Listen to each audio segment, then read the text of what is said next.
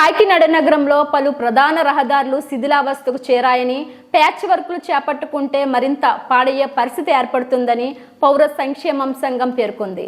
ఎన్టీఆర్ బ్రిడ్జిపై ఏర్పడిన గొయ్యను డెబ్రిస్ వేసి పూడ్చారు. ఇటువంటి గోతులు కరప రోడ్డు వరకు, Annamma Ghati, main road, wharf road, Janmabhoomi road ప్రాంతాల్లో ఉన్నాయన్నారు.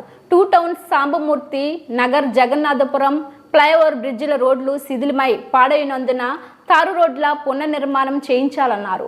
రానున్న వర్షాలలో పాడయ్యే రోడ్లను గుర్తించి ముందుగా ప్యాచ్ వర్కులు చేయించే బాధ్యతను R&B మున్సిపాలిటీ చేపట్టాలని పౌర సంఘం కన్వీనర్ సామాజికవేత్త దూసర్లపూడి రమణరాజు కోరారు.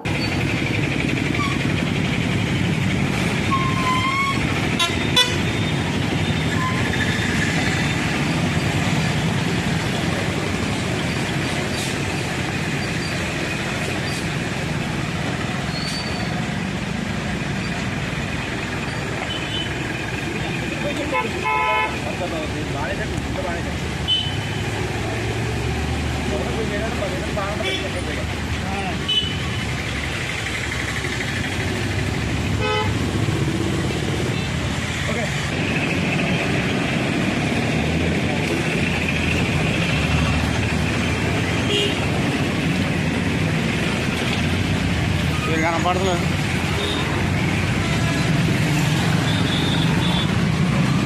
వంగండి ఇలా వంగండి కిందకి.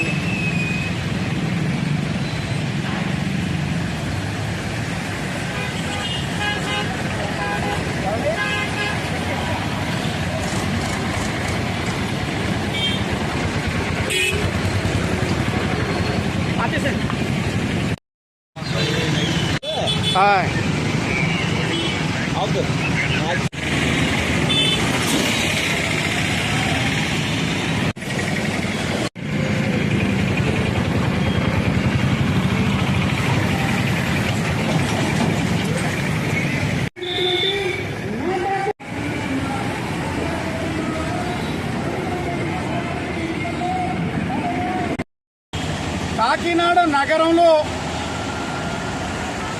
ప్రధానమైనటువంటి రహదారులు ఎన్టీఆర్ బ్రిడ్జి కానీ, టూ టౌన్ బ్రిడ్జి కానీ, సాంబమూర్తి నగర్ ఫ్లైఓవర్ బ్రిడ్జి కానీ, జన్మభూమి రోడ్డు కానీ, పోర్టు రోడ్డు కానీ, ఈ తారు రోడ్లన్నీ కూడా చాలా వరకు శిథిల స్థితికి చేరిపోయాయి.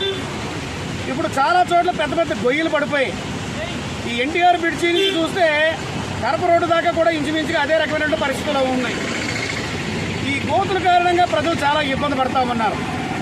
ఆ గోతులకి ప్యాచ్ వర్కులు చేస్తే రాబోయేటువంటి వర్షాల కాలంలో మరింతగా రోడ్లు పాడేటువంటి దుస్థితి ఉండదు. కాబట్టి మరి ప్రత్యేకమైనటువంటి డ్రైవ్ నిర్వహించి ఈ కాకినాడ నగరంలో ఉన్నటువంటి కార్పొరేషన్ రోడ్లు కానీ, అదేవిధంగా R&B రోడ్లు కానీ ఎక్కడైతే ఈ యొక్క గొలుసులు పడిపోయి ఉన్నాయో వాటికి ప్యాచ్ వర్కులు చేయించవలసిందిగా, ట్రాఫిక్ ఇబ్బంది లేకుండా చేయించవలసిందిగా, అదేవిధంగా తారు రోడ్ల పునర్నిర్మాణం చేయించవలసిందిగా పౌర సంక్షేమ సంఘం కోరుకుంటోంది.